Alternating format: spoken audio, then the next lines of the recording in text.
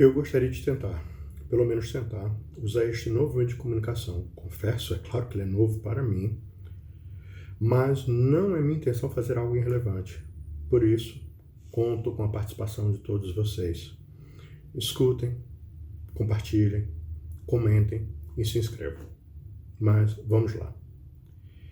A minha intenção é tornar a palavra de Deus prática para todos nós, uma maneira de fazer com que o que foi escrito há tanto tempo atinja os nossos corações modernos. Por isso, pensei que o nosso primeiro encontro eu deveria trazer uma mensagem prática. Vou falar acerca de uma das cartas de Paulo, a carta aos Efésios. Não imagino fazer desse momento um momento de pregação, mas quero me dedicar com vocês a entender uma poderosa mensagem contida em um trecho curto desta carta. Mas advirto a todos vocês, a carta aos Efésios não é um tratado teológico, um estudo que deva ser feito com um dicionário ao lado, mas antes trata de nosso dia a dia, de nossas lutas. Eu imagino que alguns de vocês já tenham lido o livro, outros talvez até tenham já pesquisado a origem, como foi escrito. De qualquer maneira, vou lembrar como essa igreja começou e assim esclarecer quem seriam seus ouvintes e a razão da mensagem. A cidade antiga de Éfeso ficava na Turquia, na região hoje que tem o mesmo nome. Quando Paulo chegou lá, já encontrou uma igreja em seus estágios iniciais. Era uma cidade exuberante, rica e lá de uma das 7 maravilhas do mundo, o conhecido Templo de Diana. Paulo permanece nessa cidade por cerca de 2 anos, pregando a poderosa mensagem do Evangelho de Jesus Cristo. A mensagem era tão nítida, tão clara nesse tempo e lugar, que a Bíblia registra que Deus, pelas mãos de Paulo, fazia maravilhas extraordinárias. Preste atenção. Não bastava fazer maravilhas, aquilo que desperta grande admiração ou assombro. Prodígio. Mas elas tinham que ser extraordinárias. Alguns anos depois, durante seu primeiro tempo na prisão, Paulo decide escrever esta carta. Alguns creem que ela foi endereçada a várias igrejas, talvez as mesmas igrejas que Cristo cita no Apocalipse de João. Seja uma carta circular ou uma carta endereçada especificamente aos crentes da cidade de Éfeso, ela contém verdades assombrosas sobre como devemos viver a nossa vida aqui na Terra. Se você quiser sentir um pouco mais de intimidade ao ler este livro, comece no capítulo 1, fazendo uma pequena alteração mental. Logo no versículo 1, Paulo, apóstolo de Jesus Cristo, pela vontade de Deus, aos santos que estão no Rio de Janeiro, em São Paulo, Belo Horizonte, Macaé, Ouro Preto, não importa. Enfim, troque pelo nome da sua igreja ou de sua cidade. Vou começar a reflexão meio fora de ordem, pelo capítulo 1, sim, sem dúvida, mas no verso 15, em um dos parênteses que o apóstolo Paulo escreveu, uma oração. Se você puder, dê uma pausa nesse vídeo e dê uma olhada no texto apontado. Mais ainda, se puder, leia a Epístola aos Efésios calma e compassadamente pelos próximos dias. Durante a nossa meditação, os versículos que eu citar irão aparecer abaixo na tela, na versão João Ferreira de Almeida. Mas, durante a nossa conversa, eu poderei citar outras traduções para tentar trazer às nossas mentes uma visão renovada da Palavra de Deus. Se puder, vá em frente, dê uma pausa e leia a passagem. Eu vou falar sobre a esperança de nossa vocação. Nós descobrimos nesta carta a intensa preocupação deste obreiro com a cidade de Éfeso e cidades vizinhas. Ele delineia a vida cristã como sendo uma batalha, travada no hoje, no agora, mas no mundo espiritual. Todas as bênçãos oferecidas aos crentes não são para o tempo futuro, mas para o hoje, em nosso local de batalha. Mas vejam, a nossa guerra é aqui e agora, mas não contra as pessoas, não contra outros, nos campos da ideologia ou da posição humana, mas enfrentamos as hostes espirituais da maldade nos lugares celestiais, onde Deus nos concedeu toda sorte de bênção nos lugares celestiais e nos fez assentar nos lugares celestiais, onde a multiforme sabedoria de Deus se torna conhecida agora dos principados e potestades nos lugares celestiais. Quero deixar claro para você que lugares celestiais não significa o céu, como a maioria pode entender. Não, de maneira nenhuma. Antes significa as realidades espirituais que nós não temos acesso, mas que fazem sentir sua influência aqui e agora em cada área da vida humana. Lembrem-se, o vento sopra onde quer, você escuta o seu som, mas não sabe de onde vem nem para onde vai. Paulo, então, neste primeiro capítulo, começa a colocar o fundamento de sua carta, explicando como nós devemos enfrentar este mundo espiritual que não pode ser tocado, mas que exerce grande influência sobre nós. Precisamos amadurecer para entender completamente que não temos que lutar contra a carne e o sangue, mas estamos em um estado de luta permanente contra o diabo e seus anjos, os principados e potestades, enfrentando algo muito maior que nós mesmos. Por isso, nesta carta, Paulo ressalta o crescimento cristão que necessita de 2 ingredientes. Primeiro, precisamos ensinar, educar a nossa mente acerca dos fatos e realidades do nosso mundo e vida. Segundo, temos que iluminar o nosso coração através da oração. O conhecimento sem iluminação não será capaz de gerar uma mudança real. É necessário que a verdade entendida pela mente desça até o coração, tornando-o completamente, gerando um ardor como no coração dos discípulos a caminho de Emaús. Todo ensinador cristão deve clamar para que, além das mentes, o ensino da palavra consiga levar cativa as emoções. Assim, Deus determinou a nossa vida. O ensino para trabalhar em nossas mentes, a oração para despertar e iluminar o nosso coração. Desta maneira, o conhecimento haverá de se tornar vivo, envolvente e decisivo. Definitivamente, Paulo está buscando também animar os efésios em sua caminhada. Ele já era um veterano do Evangelho.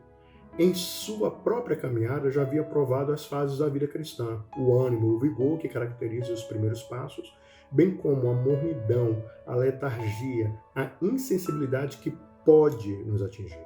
Sem dúvida, o tom da carta, a presença de orações tão comoventes como, por exemplo, para que, segundo a riqueza da sua glória, vos conceda que sejais fortalecidos com poder mediante o seu espírito no homem interior, demonstra que Paulo entendia as necessidades e condições do povo cristão daqueles lugares. Hoje em dia, muitos podem estar passando pela mesma situação, já que nenhum de nós pode escapar desta situação. Há momentos em que nossa fé esfria e nos tornamos apáticos. Talvez tenhamos perdido a visão da verdade ou do nosso alvo, não em nossa mente, no nosso entendimento, mas em nosso coração. Assim, o ensino perdeu sua vitalidade, seu fogo, sua força. Para o apóstolo Paulo, restava então uma única opção: orar pelos efésios. Oração que refletia a compreensão de seus problemas. Ele pede especificamente por 3 coisas: esperança, riqueza e poder. Dos 3, hoje falaremos da esperança.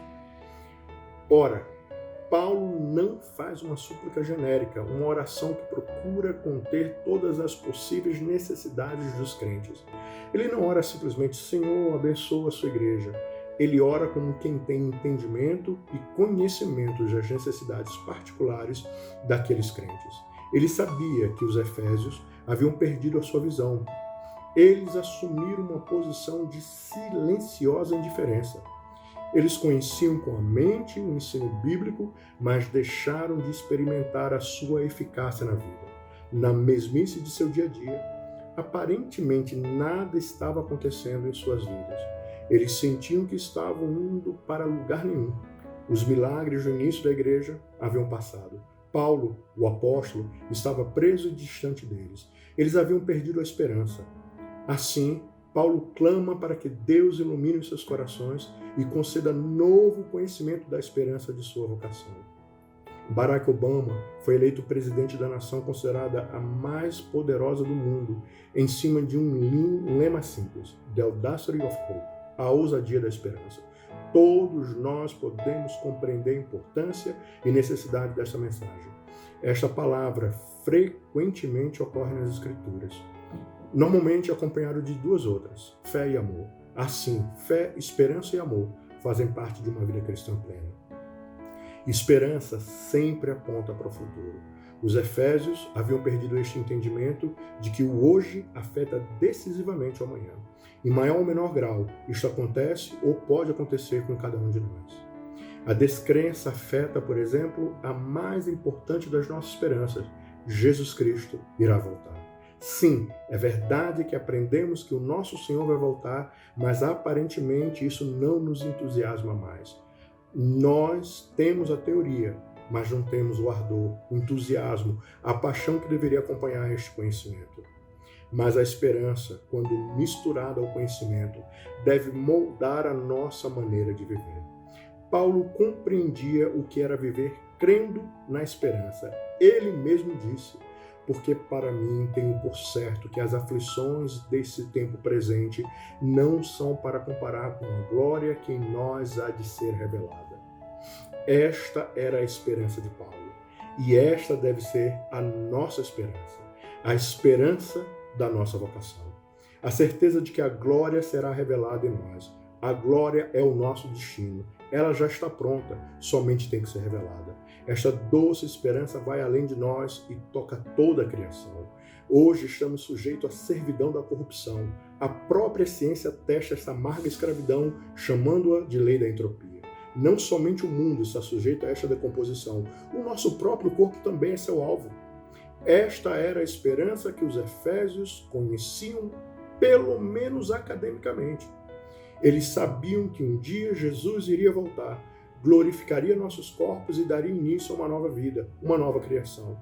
Mas muito mais do que um sonho ou uma incerteza alimentada por ilusões, esta deve ser uma verdade inabalável para a qual nós estamos caminhando.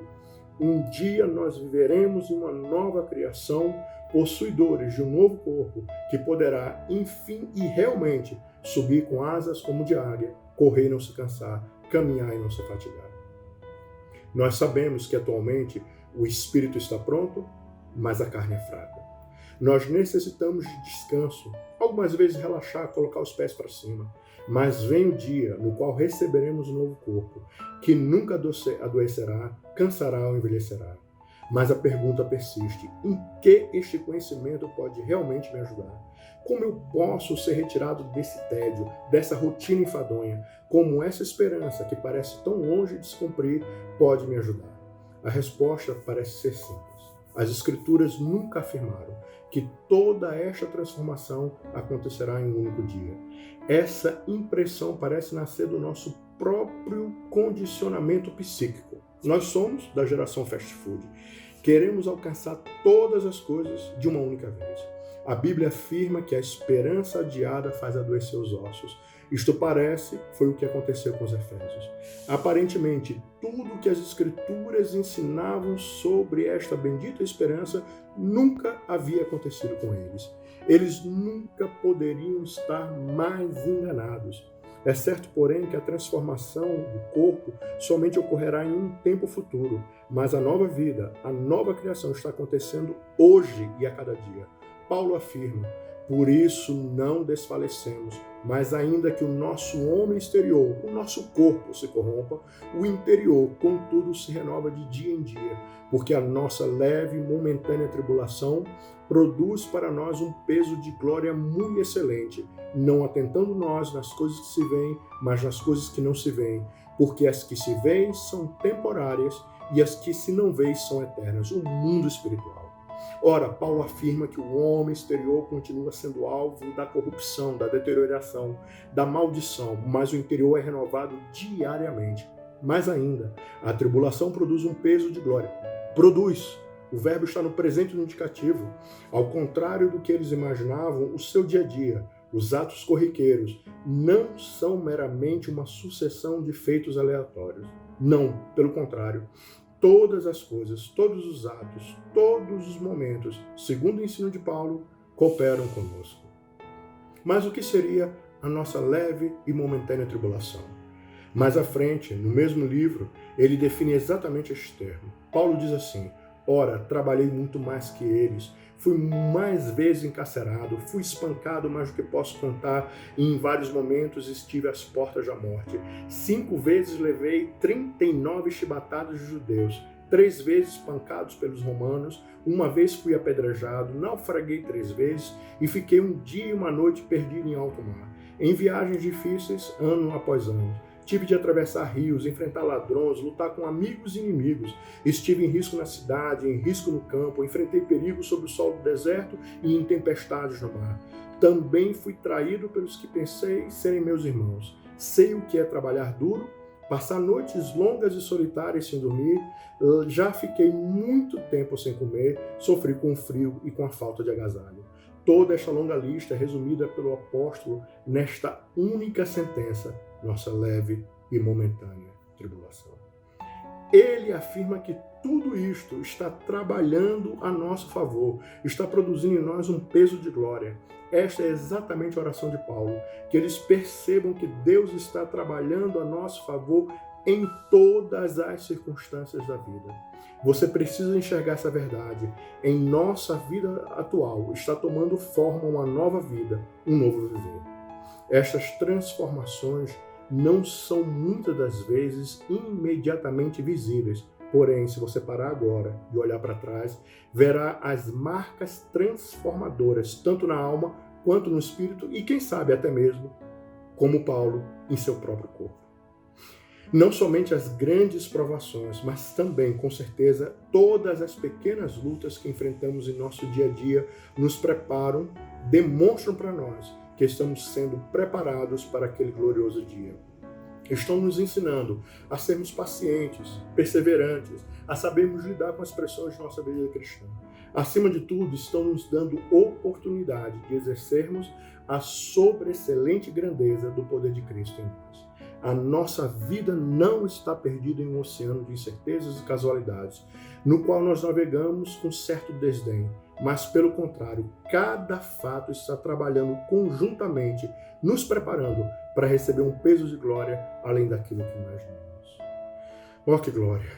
Ainda que muitas vezes em nossas vidas nós podemos ser levados a dar lugar ao fracasso e ao desespero, isto não significa que fomos derrotados. Podemos estar abatidos, porém não destruídos. Não, de modo nenhum. Pois sem que percebamos essa esperança, a glória que está por vir em direção da qual nós caminhamos todos os dias, envolve não somente a nós, mas a criação. Veja o que está escrito. Porque a ardente expectação da criatura espera a manifestação dos filhos de Deus. Porque sabemos que toda a criação geme e está juntamente com dores de parto até agora. A criação toda geme e está com dores de parto. Aguarda a liberdade da glória dos filhos de Deus que há de ser revelada. A servidão da corrupção que hoje opera em nós um dia encontrará seu fim na concretização da nossa esperança. Paulo afirmou para os coríntios: a ilustração da semente que depois de plantada morre e ressurge como planta viva é, na melhor das hipóteses, uma simples comparação, mas talvez lance alguma luz sobre o mistério do corpo da ressurreição. É preciso, porém, ter em mente que seremos ressuscitados para valer, que estaremos vivos para sempre. O corpo que morre não manifesta beleza, mas quando ressuscitar será glorioso, sepultado em fraqueza, ressurreto poderoso. A semente plantada é natural. Essa semente faz nascer o que é sobrenatural. É a mesma semente, o mesmo corpo, mas que diferença entre o que morre fisicamente e o que ressurge em imortalidade espiritual. Como Paulo alerta aos Efésios, esta esperança deve ir além de uma simples ideia, de um simples conhecimento. Mas deve ser uma certeza. Temos que estar certos de que breve vem o dia no qual nossos corpos serão transformados e uma nova humanidade será iniciada, livre da morte, do pecado, da dor, das lágrimas e sofrimento. Temos que ter certeza de que cada dia que caminhamos é um dia mais próximo deste glorioso dia, no qual nossos corpos serão transformados e verdadeiramente nós poderemos subir com asas como águias, correr e não nos cansarmos, caminhar e não nos fatigarmos. Amém.